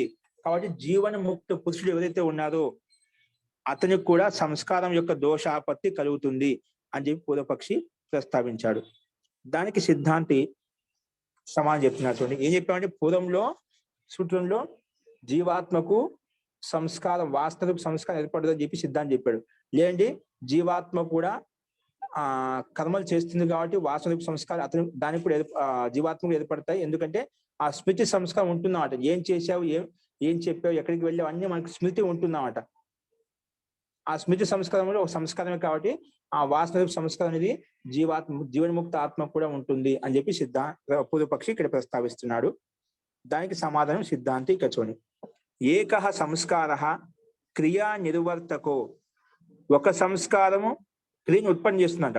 అంటే ఇక్కడ సందేహం ఏంటంటే ఒక సంస్కారము ఒక క్రియను ఉత్పన్నం చేస్తుందా, లేదా ఒక క్రియ ఒక సంస్కారం ఉత్పన్నం చేస్తుందా, లేక అనేక క్రియలు కలిసి ఒక సంస్కారం ఉత్పన్నం అవుతాయా? అంటే ఒక సంస్కారం ద్వారా ఒక క్రియ ఉత్పన్నం అవుతుందా, లేదా ఒక సంస్కారం ద్వారా అనేక క్రియలు ఉత్పన్నం అవుతాయా? ఆ విషయాన్ని ప్రస్తావిస్తున్నాడు. ఏకః సంస్కారః ఏ క్రియాం నిర్వర్తకః, ఒక సంస్కారాన్ని క్రియను నిర్వర్తకాన్ని ఉత్పన్నం చేస్తుంది, ఒక క్రియను ఉత్పన్నం చేస్తుంది. నాతో ప్రతిక్రియం సంస్కార భేద అని ప్రతిక్రియను ఉత్పన్నం చేయదు. ఒక సంస్కారము అనేది ఒక క్రియను ఉత్పన్నం చేస్తుంది. ఇప్పుడు పాకక్రియ చేస్తున్నామండి, పాకక్రియ చేయడానికి అవాంతర క్రియాక చాలా చేయాలి. నీళ్లు తీసుకొని రావాలి, అగ్ని వెలిగించాలి, పాత్ర తీసుకొని రావాలి, ఇవన్నీ అవాంతర క్రియలు. ముఖ్య క్రియ ఏంటి? మనకు పక్వం చేయడం, పాకం చేయడం అన్నమాట, వంట క్రియ చేయడం అన్నమాట. అంటే అది ముఖ్య క్రియ. మనకు అన్నం వండడం, పక్వం చేయడం ముఖ్య క్రియ అన్నమాట. ఆ పక్వ క్రియ జరగాలంటే దానికి ముందు చాలా క్రియలు చేశాం. అంటే ముందు ఏ క్రియలు అయితే చేసామో ఆ ప్రతి క్రియకు సంస్కారం ఏర్పడుతుందా, వాసన ఏర్పడుతుందా అంటే లేదు. ముఖ్య క్రియ ఏదైతే ఉందో, ముఖ్య క్రియ ఏంటి? మనకు ఓదనం అంటే అన్నం వండటం అన్నమాట, పక్వం చేయడం. పక్వ క్రియ సంపన్నమైనంత వరకు ఇదంతా ఒక క్రియ కింద తీసుకుంటాం. అవాంతర క్రియాకలాపాలు తీసుకోకుండా ముఖ్య క్రియ మనం ఏంటి? పాకక్రియ చేయాలి, పక్వాన్నం చేయాలి. ఆ పక్వాన్నం ఎప్పుడు తయారవుతుందో ఆ సంస్కరణ అది ఒక క్రియగా తీసుకోబడుతుంది. చిన్న చిన్న క్రియాకలాపాలను తీసుకోబడడం అన్నమాట. అందుకే ఏకః సంస్కారః క్రియాం నిర్వర్తకః, ఒకే క్రియను ఉత్పన్నం చేస్తుంది. నాతో ప్రతిక్రియం, ప్రతిక్రియను ఉత్పన్నం చేయడం. ఇప్పుడు అన్నం వండుతున్నామంటే నీళ్ళు తీసుకొస్తామండి, పొయ్యి వెలిగిస్తాము, కట్టెలు తీసుకొస్తాము, అగ్ని వెలిగిస్తాము అంటే ప్రతిదీ క్రియ కదా. దానివల్ల కూడా సంస్కారం ఏర్పడుతుందా అంటే అవన్నీ ఏర్పడవు. అవన్నీ కలిసి ముఖ్యమైన క్రియ పాకక్రియ కోసం చేస్తున్నాము కాబట్టి ఆ ఒక్క సంస్కారము క్రియ నిష్పన్నం చేస్తుంది. అంటే ఆ కర్మ వలన ఒక సంస్కారం ఏర్పడుతుందన్నమాట. ముఖ్య క్రియ ఎప్పుడు సిద్ధిస్తుందో, సంపన్నం అవుతుందో పాకక్రియ, అప్పుడు ఆ ఒక సంస్కారం ద్వారా ఒక క్రియను ఉత్పన్నం అవుతుంది. అంటే ఒక క్రియగానే భావిస్తాం. నాతో ప్రతిక్రియం, దానికోసం చేసిన అన్ని క్రియాకలాపాలు ఏవైతే ఉన్నా ప్రతి దానికి సంస్కారం ఏర్పడుతుంది, అలా తీసుకోకూడదు. నాతో ప్రతిక్రియం అంటే ప్రతి క్రియకి అలా జరగదు. ఎందుకు? సంస్కార భేదా, సంస్కారం నాతో ప్రతిక్రియం సంస్కార భేద అంటే ప్రతిక్రియకి సంస్కారం ఏర్పడదు అన్నమాట. వాస్తవిక సంస్కారం ఏర్పడదు. అన్ని క్రియలు కలిసి ఒకే క్రియ ఏర్పడుతుంది. చిన్న చిన్న క్రియాకలాపాలు ఏవైతే చేశామో అవన్నీ కలిసి ఒకే క్రియను ఉత్పన్నం చేస్తాయి. భిన్న భిన్న క్రియను ఉత్పన్నం చేయవు, భిన్న భిన్న సంస్కారాలు ఉత్పన్నం కావు. ఎందుకు అలా భావిస్తేనా బహుకల్పన ప్రసక్తి. అలా అన్నప్పుడు ఇంకా ప్రతి దానికి ఏదో చేసినప్పుడు ఒక కల్పన ఏర్పడుతూనే ఉంటుంది అన్నమాట, దానికి అంతం అంటూ ఉండదు అన్నమాట. అందుకే బహుకల్పన ప్రసక్తి. బహుకల్పన అంటే ఇంకా ప్రతి క్రియకు లేచినా కూర్చున్నా ప్రతి దానికి ఇంకా మనకు వాస్తవిక సంస్కారం ఏర్పడుతుంది అన్నాం అనుకోండి, అది బహుకల్పన ప్రసక్తి వస్తున్నమాట. అత్యంత అతిశయోక్తి అయిపోతుంది, అది యుక్తి సంగతం కాదు. కాబట్టి ఒక సంస్కారం ఒక క్రియను ఉత్పన్నం చేస్తుంది, ఒక సంస్కారము ప్రతి క్రియను ఉత్పన్నం చేయదు. అంటే అనేక క్రియల యొక్క సమూహమే ఒక క్రియను ఉత్పన్నం చేస్తున్నమాట. ఆ ముఖ్య క్రియ కోసం చేసిన అవాంతర క్రియాకలాపాలు ఏవైతే ఉన్నాయో వాటికి ప్రతి ఈ సంస్కారము ఏర్పడదు అని చెప్పి సిద్ధాంతి ఇక్కడ ప్రస్తావించాడు. చూడండి భాష్యం. ఏకో హి సంస్కార క్రియాం నిర్వర్తయతి. ఒక సంస్కారము క్రియాం ఒక క్రియను ఉత్పన్నం చేస్తుంది. యావత్ క్రియా సమాప్తి అంటే ఎప్పటి వరకు క్రియా సమాప్తి కలిపి ఆ క్రియ మొదలు పెట్టామని మన లక్ష్యం ఏంటి? అన్నం వండటం. ఆ క్రియ సమాప్తి వరకు ఇదంతా ఒకే క్రియనే. దానికోసం ఏ క్రియాకలాపాలు చేసినా కూడా అవన్నీ ఆ క్రియ కోసం చేస్తున్నది, అది ఒక క్రియగా చెప్పబడుతుంది. అందుకే ఆ ఒక్క సంస్కారం అంటే మనకు ఏంటి, ఏ సంస్కారం ఉంది? ఆ పాక క్రియ చేసే సంస్కారం మనలో ఉంది, తెలుసు అన్నమాట. ఆ సంస్కార కారణంగా ఆ క్రియ సమాప్తి వరకు, ఆ క్రియను సాధించేంత వరకు, ఆ క్రియను సంపన్నం చేసేంత వరకు మనం ప్రయత్నం చేస్తూ ఉంటాం. ఎప్పుడైతే ఆ క్రియ సంపన్నం అవుతుందో అక్కడికి ఆ సంస్కారం పూర్తి అవుతుంది, అక్కడ ఆ వాసన ఏర్పడుతుందన్నమాట. అంటే అనేక క్రియలకు ఒక సంస్కారం వల్ల ఒక క్రియ ఏర్పడింది అన్నమాట. అలాగే ఏకో హి సంస్కార క్రియాం నిర్వర్తయతి యావత్ క్రియా సమాప్తి. ఎప్పుడు క్రియ సమాప్తి కాదో, క్రియా సంతాన సమాప్తిర్వా స ఏవ ఏకః సంస్కారః ప్రవర్తతే. అంటే క్రియ అక్కడ ఆ క్రియను సంపన్నం చేయడం కోసం, క్రియ సంపన్నం చేయడం కోసం ఏవైతే క్రియాకలాపాలు చేశామో క్రియా సంతాన సమాప్తిర్వా స ఏవ ఏకః సంస్కారః ప్రవర్తతే. ఆ క్రియా సంతతి ఏవైతే ఉన్నాయో అవన్నీ కలిసి ఒకే సంస్కారాన్ని పట్ల ప్రవృత్తం అవుతాయి అని చెప్పి ఇక్కడ చెప్పబడింది. నతు ప్రతిక్రియం సంస్కార భేదాః. అంతేగాని ప్రతి క్రియకు సంస్కారం అనేది వాసనిక సంస్కారం ఏర్పడదు. నహి ప్రతిక్రియం అంటే ప్రతి క్రియ పట్ల ప్రతి క్రియా సంతానం భిన్న భిన్న సంస్కారో నవో నవ సంస్కార సముద్భవతి. అంటే భిన్న భిన్న సంస్కారాలు భిన్న భిన్న వాస్తవిక సంస్కారం ఏర్పడదు, సముత్పన్నం కాదు. ఒక క్రియ ముఖ్య క్రియ కోసమే ఏవైతే క్రియలు చేస్తున్నామో ఆ ముఖ్య క్రియకి వర్తిస్తాయి, కానీ ప్రతి క్రియకు అస్తిత్వం ఉండదు. కాబట్టి వాటి వల్ల కర్మరూప సంస్కారం వాస్తవిక సంస్కారం ఏర్పడదు అని చెప్పి ఇక్కడ చెప్పబడింది. కాబట్టి భిన్న భిన్న సంస్కారో అంటే నవో నవ కొత్త కొత్త సంస్కారాలు సముద్భవతి ఉత్పన్నం కావు. ఎందుకు? బహుకల్పన ప్రసక్తి. క్రియా సంస్కారయో పౌనఃపుణ్యన క్రియా సంస్కారాలు ఏవైతే ఉన్నాయో పౌనఃపుణ్యం మళ్ళీ మళ్ళీ బహుకల్పన ప్రసక్తో భవేత్. నువ్వు అలా చేస్తే ప్రతి క్రియకు సంస్కారం ప్రతి క్రియకు వాసన సంస్కారం ఏర్పడితే అది మాట మాట రిపీట్ అవుతుంది, కానీ ఎప్పుడు మనకు సంస్కారం అంతం కాదనమాట. అందుకే పునః పునః అంటే పౌనఃపుణ్యేన బహుకల్పన ప్రసంగో భవేత్. బహుకల్పన ప్రసంగం యొక్క దోషం వస్తుంది. కాబట్టి నా తదా తత్ కల్పన సమాప్తి భవతి. కాబట్టి అటువంటి కల్పన సమాప్తి చేయడం యుక్తి సంగతం కాదు. నా తదా అటువంటి సమయంలో తత్ కల్పన సమాప్తి భవేత్, తత్ కల్పన అసమాప్తి భవేత్, తత్ కల్పన అసమాప్తి భవేత్. కాబట్టి అటువంటి కల్పన సమాప్తి ఊహించడం అది యుక్తి సంగతం కాదు అని చెప్పి చెప్పబడింది అన్నమాట. అతః సా లబ్ధ సమాధిక జీవన ముక్తశ్చ చక్రభ్రమణవత్ ధృత శరీర. అంటే పూర్వ సంస్కార లేశతో భోగక్రియాం అనుతిష్టన్ నా పునః సంస్కార వశగః భవతి. అంటే అతడు సమాధిని పొందినటువంటి జీవాత్మ జీవన ముక్త పురుషుడు ఎవరైతే యోగి ఎవరైతే ఉన్నదో చక్రభ్రమణవత్ ఆ కుంభకారు చక్రాన్ని భ్రమించేసే విధంగా వదిలేస్తాడో అలాగా ఈ శరీరం ఉన్నంతసేపు ఆ శరీరం కొనసాగుతూ ఉంటుంది, కానీ అది కర్మలో లిప్తం కాదు. కాబట్టి చక్రభ్రమణ ధృత శరీర ఆ శరీరం నడుస్తూ ఉంటుంది. ఎందుకు? పూర్వ సంస్కార లేశ, పూర్వంలో సంస్కారం ఉంది, ఆ సంస్కారం ఉన్నంతసేపు ఈ శరీరం యొక్క స్థితి గతివిధి నడుస్తూ ఉంటుంది, ఆ వేగం ఉంది కాబట్టి. అందుకే పూర్వ సంస్కార లేశతో భోగక్రియ అనుతిష్టం, భోగక్రియలో అనుతిష్టం అంటే భోగక్రియను అనుభవిస్తూ నా పునః సంస్కార వశగో భవతి. కానీ ఆ భోక్రియలు ఉంటూ కూడా నా సంస్కార వశగో పోతుంది, సంస్కారానికి లోను కాడు, వాసన రూప సంస్కారానికి లోను కాడు. సో వాసన రూప స్మృతి సంస్కారం కానీ పుణ్య రూప సంస్కారం కానీ యుక్తుడు కాడనమాట. కాబట్టి నా పునః సంస్కార వశగో భవతి. ఎందుకు?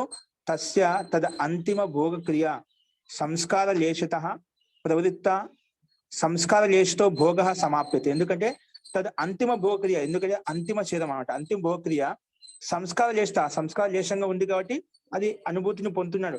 ఆ ఛేదం ఎంతవరకు అయితే ఉంటుందో అంతవరకు ఆ సుఖ దుఃఖాన్ని అనుభవిస్తాడు అన్నమాట. తర్వాత దేహత్యాగం చేయగానే ముక్తికి మోక్షానికి వెళ్ళిపోతాడు. అందుకే సంస్కార లేశ మాత్రం ఉంది కావాలంటే సంస్కార లేశత ప్రవృత్తుడు అయ్యాడు. సంస్కార లేశతో భాగ సమాప్యతే. ఎప్పుడైతే ఆ సంస్కారం సమాప్తం అవుతుందో అప్పుడు జీవన్ముక్తుడు అవుతాడు. అంటే జీవనాన్ని వదిలేసి మోక్షగామి అవుతున్నాడు, మళ్ళీ జన్మాంటి తీసుకోడు. యథా ఏ రకంగా అంటే కులాలహ చక్రం వేగరూప సంస్కార భ్రమతి. కుంభకారు యొక్క చక్రం అనేది వేగరూప సంస్కారం కానీ తిరుగుతూనే ఉంటుంది. ఒకసారి తిప్పి వదిలేశాడు, అది గతి ఉన్నంత సేపు తిరుగుతూనే ఉంటుంది. ఎందుకు? సంస్కార లేశాత్ అగ్రే పునః సంస్కార సంభవ. అంటే ఆ తిప్పడం వల్ల ఒక క్రియ గతి నడుస్తుంది, ఆ గతి వల్ల సంస్కారం ఏర్పడుతుంది, సంస్కారం గతి ఏర్పడుతుందన్నమాట. ఆ గతి ఉన్నంతసేపు ఆ గతి యొక్క ప్రభావం సేపు తిరుగుతూనే ఉంటుంది. అలాగే పునః సంస్కార సంభవం ఏర్పడుతున్నమాట. అంటే సంస్కారం ఉంటే మళ్ళీ కర్మాశ ఏర్పడే సంభావన ఉంటుందన్నమాట.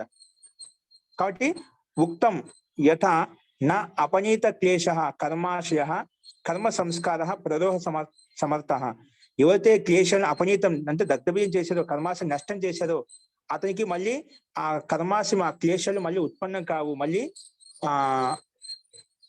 ఏ విధంగా భూమిలో వేసిన విత్తనము అది ఒకవేళ ఆ విత్తనాన్ని దగ్ధబీజం చేసామనుకోండి, అంటే దాన్ని పెన్న మీద వేయించి వేసామనుకోండి, అది భూమిలో వేసినప్పుడు ఎప్పుడు ఉత్పత్తి సామర్థ్యం అనేది ఉండదన్నమాట. అలాగా జీవన్ముక్త పురుషుడు యోగి ఏ విధంగా సంస్కారం దగ్ధబీజభావం చేశారో మళ్ళీ అవి ఆలంబనం వచ్చినప్పటికి కూడా అతను మళ్ళీ ఆ సంస్కారానికి లోను కాడు. అంటే మనలో వాసన ఉంటే గన ఆలంబనం రాగానే ఆ వస్తువు ఆ పదార్థం వ్యక్తిని చూడగా మన సంస్కారం ఉత్పన్నం అవుతుంది. అటువంటి సంస్కారం అతనిలో ఉత్పన్నం కాదనమాట, భిన్నం లేశం మాత్రం ఉత్పన్నం కాదు. కానీ అక్కడ వాసన సంస్కారం ఏర్పడదు. అందుకే ఎవరైతే క్లేశాలు దగ్ధబీజం చేసేదో, కోరికలు దగ్ధబీజం చేసేదో మళ్ళీ అవి ఆలంబనంగా ఉన్నప్పటికీ కూడా వాటి పట్ల ఆకర్షణ కలగదు. అలా తటస్థంగా ఉంటాడు అన్నమాట యోగి. అందుకే అటువంటి వ్యక్తి సంస్కార ప్రరోహ సమర్థ, అవి మళ్ళీ ఉత్పత్తికి సామర్థ్యం కలిగి ఉండవు అని వ్యాసభాషను చెప్పుకున్నాం. కాబట్టి తస్మాత్ సుషుప్తితమ సమాధిమాన్ తు ఉత్కృష్టత. కానీ సుషుప్తి కంటే కూడా సమాధి స్థితి అనేది అత్యంత ఉత్కృష్టమైంది.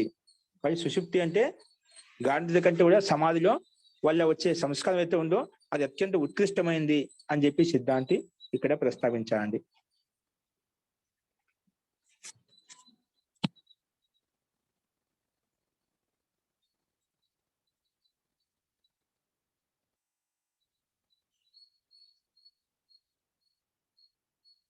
అస్తు. సో కాబట్టి ఒక సంస్కారం ఒక క్రియను ఉత్పన్నం చేస్తుంది, ప్రతి క్రియకు సంస్కారం ఏర్పడదు అని చెప్పి సిద్ధాంతి ప్రస్తావించాడు. ఒకవేళ అలా ప్రస్తావిస్తే బహుకల్పన ప్రసక్తి వస్తుంది. అంటే అనేక క్రియలు కలిసి ఒక క్రియను ఉత్పన్నం చేస్తాయి, ప్రతి క్రియకు సంస్కారం ఏర్పడదు, వాస్తవిక సంస్కారం ఏర్పడదు. అలా స్వీకరిస్తే అతి ప్రసక్తి దోషి వస్తుంది అని చెప్పి ఇక్కడ సిద్ధాంతి ప్రస్తావించాడు. కాబట్టి ఇవన్నీ ఈ రకంగా ఉంది. కాబట్టి సమాధి ద్వారా వచ్చే సుఖం అనేది ఉత్కృష్టమైంది. సుషుప్తి ద్వారా కలిగే బ్రహ్మరూపత అనేది కేవలము కొంతవరకే ఉంటుంది. అక్కడ సంస్కారపు వాసన ఉంటుంది, భోగాల భక్తి ఆసక్తి ఉంటుంది. కాబట్టి మళ్ళీ కర్మరూప సంస్కారానికి లోన్ అవుతాడు. కానీ సమాధి వ్యక్తి కర్మాశయానికి లోను కాడు. అంటే దగ్ధవిభావం చేసుకుంటూ ముందుకు వెళ్ళిపోతూ ఉంటాడు అన్నమాట. ఆ శక్తి సామర్థ్యం ఎక్కువగా ఉంటుంది సమాధి కలిగిన వ్యక్తికి. అందుకే ఉత్కృష్టమైనది. సుషుప్తి కంటే సమాధి ఉత్కృష్టమైనది. సమాధి కంటే మోక్షం అత్యంత ఉత్కృష్టమైనది. ఎందుకంటే అక్కడ శరీరమే ఉండదు కాబట్టి. అది మనం చెప్పుకున్నాం. ఇలా చెప్పిన తర్వాత ఇంకో ఇదో ఒక ప్రస్తావాన్ని ఒక సూత్రం చూద్దామండి. 121వ సూత్రం, 122వ సూత్రం, 2 సూత్రాలు ఉన్నాయి. 2 కలిసి ఒకే అర్థాన్ని చెప్తున్నాయి. అదంటే చూద్దాం. భూమిక చూడండి. మోక్షేతు స్యాత్ జీవాత్మనః భోక్తృత్వ అభావ. అంటే మోక్షంలో జీవాత్మకి భోక్తృత్వ భావన అనేది ఉండదు అంటే భోక్తృత్వ అభావ ఉంటుంది. అంటే భోగాలను అనుభవించిన ఆసక్తి ఉండదు. ఎందుకంటే అక్కడ పరమాత్మ యొక్క ఆనందంలో పూర్తి ఓతప్రోతమై ఉంటుందన్నమాట. అంటే సాంసారిక విషయ వాసన పట్ల ఎంత ఉత్కృష్టమైనప్పటికీ కూడా, ఎంత సుఖదాయకమైనప్పటికీ కూడా వాటి పట్ల భోగాలను అనుభవించిన కోరిక ఆసక్తి ఉండదు అన్నమాట. అందుకే మోక్షేతు స్యాత్ జీవాత్మన భోక్తృత్వ అభావ. మోక్షంలో జీవాత్మకు భోక్తృత్వ భావన ఉండదు. ఇది బానే ఉంది. ఎందుకు? స్వరూప నిష్ఠత్వ, తన స్వరూపంలో స్థిరమైంది కాబట్టి, తన ఆత్మస్వరూపంలో లీనమైంది కాబట్టి మోక్షంలో జీవాత్మకి భోగాల పట్ల ఆసక్తి ఉండదు, భోగాల యొక్క అభావం ఉంటుంది. సమాధో భోక్తృత్వ అభావో భవేత్. అదేవిధంగా సమాధిలో కూడా భోక్తృత్వ భావన ఉంటుందన్నమాట. సమాధిలో కూడా భోక్తృత్వ అభావో భవేత్. సమాధిలో కూర్చునే భోగాల పట్ల ఆసక్తి కోరిక ఏ ఉండదండి. మనం ఎంతసేపు అయితే సమాధిలో కూర్చుంటామో, పరమాత్మలో బ్రహ్మమయం చేస్తామో, సమాధౌ భోక్తృత్వ అభావో భవేత్. భోక్తృత్వ భావన కూడా ఇక్కడ కూడా ఉండదు. ఎందుకు? భోక్తృత్వ బుద్ధి నిరుద్ధత్వ. ఆ భోక్తృత్వ బుద్ధి అనేది నిరుద్ధం చేశాడు కాబట్టి. అంటే భోగాల పట్ల, భోగాలు అనుభవించాలనే వాసన సంస్కారం నిరుద్ధం చేశామంట. ఈ భోగాలు క్షణికమైనది, నష్టపరమైనవి, ఇవి శాశ్వతంగా ఉండవు అని వివేకం చేత వాటి నష్టం చేశాడు. విరుద్ధంగా, దానికి విపరీతంగా ఉంటూ సమాధి పట్ల సమాధి కోసం ప్రయత్నం చేశామన్నమాట. అందుకే భోక్తృత్వ బుద్ధి నిరుద్ధత్వం. అతని భోక్తృత్వ బుద్ధి ఏదైతే ఉందో వాటిని నిరుద్ధం చేశాడు. కానీ చూడండి పక్కన, సుషుప్తౌ భోక్తృత్వ అభావో గాఢ నిద్రాయ అభిభూతత్వాత్. కానీ సుషుప్తిలో భోక్తృత్వ అభావ అనేది, భోక్తృత్వ అభావ గాఢ నిద్రాయ అభిభూతత్వాత్. అది గాఢ నిద్ర ఎప్పుడు నష్టమవుతుందో అది అభిభూతం అవుతుంది. కానీ సుషుప్తిలో గాఢ నిద్రలో ఉన్నంతసేపు బాగానే ఉంటుంది. అక్కడి నుంచి లేవగానే మళ్ళా భోక్తృత్వ భావన అనేది అది మళ్ళీ ఉత్పన్నం అవుతుంది. అప్పుడు నష్టం అయిపోతుంది. గాఢ నిద్ర అభిభూతం అయిపోయి నష్టం అయిపోతుంది కదా, అణచివేయబడుతుంది. కాబట్టి మళ్ళీ లేచినప్పుడు భోగాల పట్ల ఆసక్తి, మళ్ళీ ఆకలి దప్పికలు, ఇంకా వాసన సంస్కారం ఉంటుంది కాబట్టి ఇవన్నీ మళ్ళీ ఉత్పన్నం అవుతాయి. అందుకే అనేన బాహ్య బుద్ధి భోక్తృత్వ సమాధిక ఇది గమ్యతే. కాబట్టి బాహ్య బుద్ధి అనేది భోక్తృత్వ భావ సమాధి వలన కలుగుతుంది. తది యద్ ఉద్భిజం శరీరం నిర్దిష్టం తత్ర బాహ్య బుద్ధి అభావో అస్తి. బాహ్య బుద్ధి అభావో అస్తి తేన తత్ర భోక్తృత్వం నా సిద్ధ్యతి. ఎందుకు? భోక్తృత్వ అభావాత్ శరీరత్వం అపి నా సేత్స్యతి ఇది ఆశంకాయం ఆహ. ఈ ఆశంక కారణంగా ఇది చెప్పబడిందండి. అంటే సుషుప్తి దశలో జీవాత్మకి భోక్తృత్వ వాన ఉంటుంది. ఎందుకని? శరీరంతో యుక్తమని. యత్ ఉద్భిజం శరీరం అంటే ఉద్భిజం శరీరం ఏ విధంగా అంటే భూమిలో వేసిన విత్తనం విధంగా మొలకెత్తినప్పుడు దాని యొక్క శరీరం స్వరూపం ఉంటుందో, అలాగే జరాయు శరీరం మానవ శరీరం కాబట్టి ఆ శరీరం ఉన్నంతసేపు ఆ కర్మరూపి సంస్కారం, వాసన రూపి సంస్కారం ఉంటుంది. కాబట్టి బాహ్య బుద్ధి అభావో అస్తి, బాహ్య బుద్ధి భావో అస్తి. యద్ ఉద్భిజం శరీరం నిర్దిష్టం అంటే ఉద్భిజ శరీరం ఏదైతే నిర్దిష్టమైందో తత్ర బాహ్య బుద్ధి అభావో అస్తి. అక్కడ బాహ్య బుద్ధి అనేది ఉండదు. ఎందుకు? తేన తత్ర భోక్తృత్వం నా సిద్ధి. అక్కడ భోక్తృత్వ శక్తి ఉండదు. అంటే ఉద్భిజ అంటే చెట్లు చేమలు ఏవైతే ఉన్నాయో వాటికి బాహ్య బుద్ధి అంటూ ఉండదండి. కేవలం విత్తనం వేసాం, అది మొలకెత్తింది. అక్కడ నిర్దిష్టం శరీరం నిర్దిష్టంగా చెప్పబడినమాట. అందుకే అక్కడ బాహ్య బుద్ధి పనిచేది. ఏ విధంగా మనుషులకు బాహ్య బుద్ధి ద్వారా మనకు భోగాల పట్ల ఆసక్తి కలుగుతుందో అట్లా ఉద్భిజ శరీరాలకు, జరాయు శరీరాలకు కలుగుతుంది బాహ్య బుద్ధి ఉంటుంది. కానీ ఉద్భిజ శరీరాలకు బాహ్య బుద్ధి ఉండదు అంట అక్కడ. అందుకే ఉద్భిజం శరీరం నిర్దిష్టంగా చెప్పబడింది కాబట్టి తత్ర బాహ్య బుద్ధి అభావం అస్తి. ఎందుకంటే అక్కడ తత్ర భోక్తృత్వం నా సిద్ధ్యతి. తేన తత్ర భోక్తృత్వం నా సిద్ధ్యతి. భోక్తృత్వం సిద్ధించదు.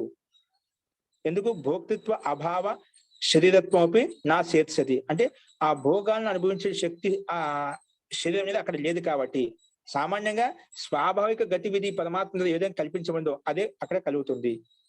కాబట్టి భోక్తృత్వ అభావాత్ శరీరత్వం అపి నా సేత్సతి. భోక్తృత్వ అభావం కాబట్టి ఆ శరీరం కూడా అలా ఉత్పన్నం కాదు. కానీ జరాయు శరీరం ఏదైతే ఉందో అక్కడ భోక్తృత్వ భావన, బాహ్య బుద్ధి కల్పన ఉంటుంది. అదే విషయాన్ని ఇక్కడ ఎందుకు కలిగదని చెప్పి సూత్రం ఇవ్వబడింది. చూడండి,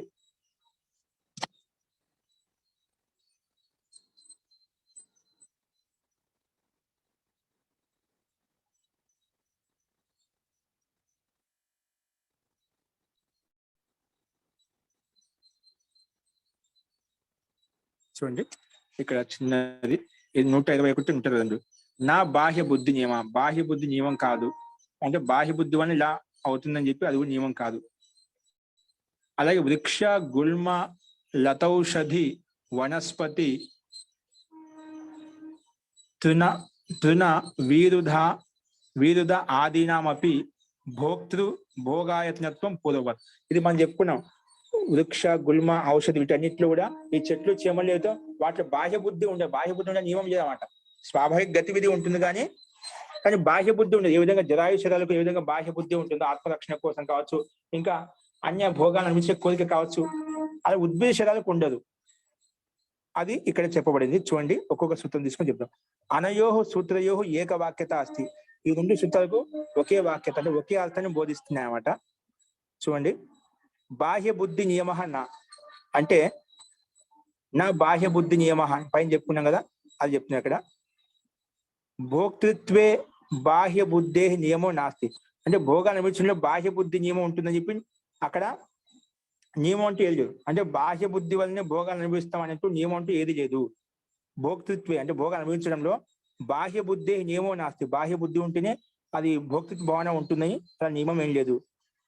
భవతి బాహ్య బుద్ధి ఆపి, బాహ్య బుద్ధి కూడా ఉంటుంది కానీ బాహ్య బుద్ధి వల్లనే భోగాలు అనుభవిస్తామని చెప్పి అది మాత్రం నియమం కాదు. భలే బాహ్య బుద్ధి ఉంటుంది. ఇప్పుడు జరాయు శరీరాలు ఉన్నాయి, అండ శరీరాలు ఉన్నాయి, అవి బాహ్య బుద్ధి ఉంటుందన్నమాట. స్వాభావిక బాహ్య బుద్ధి ఉంటుందన్నమాట. కాబట్టి భవతి బాహ్య బుద్ధి ఆపి భోక్తృత్వం కాబట్టి భోక్తృత్వ భావం అనేది బాహ్య బుద్ధిలో కలుగుతుంది కానీ బాహ్య బుద్ధి ద్వారానే కలుగుతుందని చెప్పి నియమం అంటూ ఏది లేదు. పరంతు తత్ర నా నియమ, అక్కడ నియమం లేదు. ఎందుకంటే యతోహి ఎందువలన అంటే బాహ్య బుద్ధి అంతరేణ అపి, బాహ్య బుద్ధి లేకుండా కూడా కలు అంతర్బుద్ధ్య భోక్తృత్వం అవుతుంది. బాహ్య బుద్ధి లేకపోతే అంతర్బుద్ధి ద్వారా, సూక్ష్మ బుద్ధి ద్వారా, ఇప్పుడు మన బుద్ధి చిత్త అహంకారం అంటే కదా, ఆ అంతర్బుద్ధి ద్వారా భోక్తృత్వం భవతి, స్వాభావికంగా భోక్తృత్వ భావన కలుగుతుంది అన్నమాట. బయట బాహ్య బుద్ధి లేకపోయినప్పటికీ కూడా, అందుకే బాహ్య బుద్ధి అంతరైనా అపి, బాహ్య బుద్ధి లేకుండా కూడా కలు అంతర్బుద్ధి ఆంతరికమైన చిత్తంలో ఉన్న బుద్ధి అయితే ఉందో భోక్తృత్వం భవతి, భోక్తృత్వ భావన కలుగుతుంది అని చెప్పి ఇక్కడ సిద్ధాంతి చెప్పాడు. అందుకని బాహ్య బుద్ధి వల్లనే కలుగుతుంది చెప్పి నియమం లేదు. బాహ్య బుద్ధి ద్వారా కూడా కలుగుతుంది, ఆంతరిక బుద్ధి ద్వారా కూడా కలుగుతుంది అని చెప్పి సిద్ధాంతి చెప్పాడు అనమాట. కాబట్టి మళ్ళీ అదే సూత్రం పక్కన చూడండి. వృక్ష గుల్మ లతౌషధి వనస్పతి విరుధ ఆదినామపి భోక్తృత్వ భోగాయత్నత్వం పూర్వవత్. ఇది కూడా ముందు చెప్పుకున్నాం. అంటే వృక్షాదినాం అంటే ఉద్భిజ శరీరానాం అంతః సంజానాం జీవాత్మ భోగాయత్నత్వం అస్తి పూర్వవత్ ఊష్మజాది జంగమ శరీరవత్. ఈ మనం ఊష్మజం, అండజం, జరాయుజం అని చెప్పి మనం కొన్ని తత్వాలు చెప్పుకున్నాం కదా. ఈ తత్వాల ద్వారా అంటే భిన్న భిన్న రకాల శరీరాలు ఉన్నాయని చెప్పి చూసామన్నమాట. అంటే జరాయు శరీరాలు, ఊష్మజ శరీరాలు, అండజ శరీరాలు అవి చెప్పుకున్నదా. దానికి ప్రకారంగా ఇక్కడ భోగాయతన శరీరం అనేది ఉంటుంది. ఏముంటుంది? భోగాయతన శరీరం ఉంటుంది చెప్పి చెప్పుకున్నామంట. అదే వృక్షాదినం అంటే ఏవి? ఉద్బీజ శరీరం అంటే ఒక బీజం ద్వారా, ఒక బీజం విత్తనం మొలక వేసినప్పుడు, అది భూమిలో వేసినప్పుడు ఏ విధంగా మొలకెత్తుందో, అంటే ఆ వృక్ష రూపి శరీరం ఏదైతే వస్తుందో అంతః సంజానమపి జీవాత్మ భోగాయత్నత్వం అస్తి.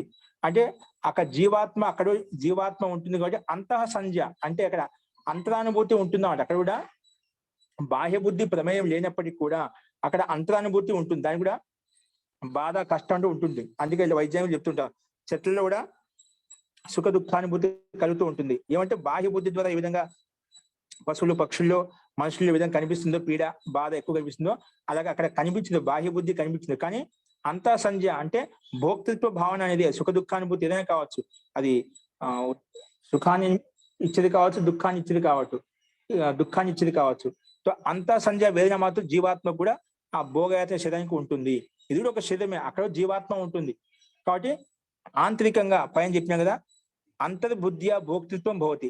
ఆంతరిక బుద్ధి ద్వారా అతని కూడా కష్ట సుఖ దుఃఖానుభూతి ఆ వృక్షాలకు అంటే ఉద్భీజ శరీరాలు కూడా కలుగుతుంది. ఎలాగంటే పూర్వవత్ ఊష్మజాది జంగమ శరీరవత్. మనం ఊష్మజ శరీరాలు మనం ముందు చెప్పుకునేప్పుడే ఊష్మజ్ అండజ్ జరాయుజు ఉద్భిజం సాంకలిపికం సాంసిద్ధికం చేతి నా నియమ. కాబట్టి ఇవే శరీరాలు ఉంటాయి, ఇంకా భిన్నమైన శరీరాలు ఉండవని చెప్పి ఈ విధంగా నేను చెప్పుకున్నాము. అంటే ప్రతిదానికి భిన్నత చూసాం, శరీరాలు ఈ రకంగా ఉంటాయి. అలాగే ఉద్భి శరీరాలకు ఆంతరిక సంధ్య ద్వారా, ఆంతరిక బుద్ధి ద్వారా అది ప్రత్యాత్మ వేదినేత అనేది వీడనే ఉంటుంది అక్కడ కూడా. కాబట్టి జీవాత్మ భోగాయతనత్వం వస్తుంది. భోగాయతనత్వం అంటే భోగాలను అనుభవించడానికి ఆదరం అంత సంధ్య ద్వారా ఈ వాటి కూడా అనుభూతిని పొందుతూ ఉంటాయి అని చెప్పి ఇది మనం ముందు చెప్పిన విధంగా ఊష్మజాది ఉదాహరణ ప్రకారమే ఇక్కడ ఇది చెప్పబడింది. అందుకే పూర్వవత్ ఊష్మజాది జంగమ శరవత్ అని చెప్పి ఇక్కడ చెప్పబడిందండి. అంటే ఇక్కడ కేవలం ఏం చెప్పబడిందంటే బాహ్య బుద్ధి ద్వారానే జీవాత్మకి భోక్తృత్వ భావన ఉంటుంది అనే ప్రస్తావనను, ఇది భోక్తృత్వ భావనకి వెళ్ళి బాహ్య బుద్ధి ద్వారా మాత్రం కలుగుతుంది అనుకోవద్దు. ఉద్భిజాలు ఏవైతే ఉన్నాయంటే అవి ఉద్భిజ అంటే చెట్లు, చేమలు, స్థావరాలు ఏవైతే ఉన్నాయో వాటికి బాహ్య బుద్ధి అంటూ ఉండదు, అటువంటి దోషయుక్తం వస్తుంది. కాబట్టి అది నియమం ఉండదు. బాహ్య బుద్ధి ద్వారా కూడా కలుగుతుంది, కానీ ఆంతరిక బుద్ధి ద్వారా కూడా మనం స్వీకరించాలి. ఆంతరిక బుద్ధి అంటే ఇప్పుడు మనం చెప్పాం, జీవాత్మకి అంతర్బుద్ధి భోక్తృత్వ భావన అనేది ఉంటుంది, అది సూక్ష్మంగా ఉంటుంది. కాబట్టి దాని ద్వారా కూడా భోగాయత శరీరం అనేది భోగాన్ని అనుభవిస్తుంది.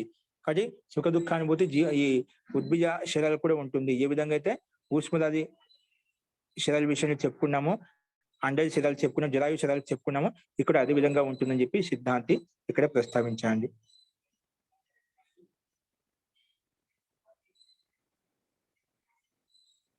అస్తు, ఈ రకంగా మనం చెప్పామండి. అస్తు, ఇంకేమైనా మీకు ఇందులో సందేహం చెప్పండి. ఓకే అండి. సో రేపు ఈ పాదాన్ని ప్రయత్నం చేద్దాం, ఈ అధ్యాయాన్ని సమాప్తం చేద్దామండి. దీంట్లో ఈ సూత్రాన్ని కొన్ని ప్రక్షిప్తంగా చెప్పబడ్డాయండి. అంటే కొంతమంది ఆచార్యుల యొక్క అభిప్రాయం అన్నమాట. దీన్ని డైరెక్ట్ గా మనకు ఋషీకృత సిద్ధాంతంకి అంటే అనుకూలం కాకుండా కొన్ని ప్రతికూలం డైరెక్ట్ గా లేవు దీంతో. అంటే దీన్ని మనం సంగతిపూర్వకంగా దీన్ని సిద్ధాంత అనుకూలంగా చెప్పవచ్చు, కానీ బ్రహ్మమునిజీ ఇక్కడ అదే విధంగా సిద్ధాంతానికి అనుకూలంగా ప్రయత్నం చేశాడు సూత్రానుకూలంగా చేయడానికి కోసం. కానీ కొంతమంది యొక్క అభిప్రాయం ఏంటిది, ఈ ప్రక్షిప్త సూత్రాలు అని చెప్పి చెప్పబడ్డాయండి. ఓకే, దీంట్లో మధ్యలో ఒకటేమో సమాధి సుషుప్తి మోక్ష బ్రహ్మరూపుడు, ఇది మటుకు సాంఖ్య సిద్ధాంతం కపిల మహర్షి యొక్క సూత్రమే, దాంట్లో సందేహం లేదు. ఈ మళ్ళీ మిగతావి కొన్ని ప్రక్షిప్తంగా చెప్పబడ్డాయి అన్నమాట. అంటే వేరే ఆచార్య దీనికి వ్యాఖ్యానించలేదు. డైరెక్ట్ గా ఏవైతే సిద్ధాంతానికి అనుకూలంగా పూర్వపర ప్రసంగానికి అనుకూలంగా ఉన్నాయో వాటిని తీసుకోబడ్డాయి అన్నమాట. అస్తు, ఓకే అండి. నెక్స్ట్ అవశిష్ట భాగాన్ని మనం రేపు చూద్దామండి. ఇంకేమైనా సందేహాలు తర్వాత చూద్దాం. మంత్రపాఠ.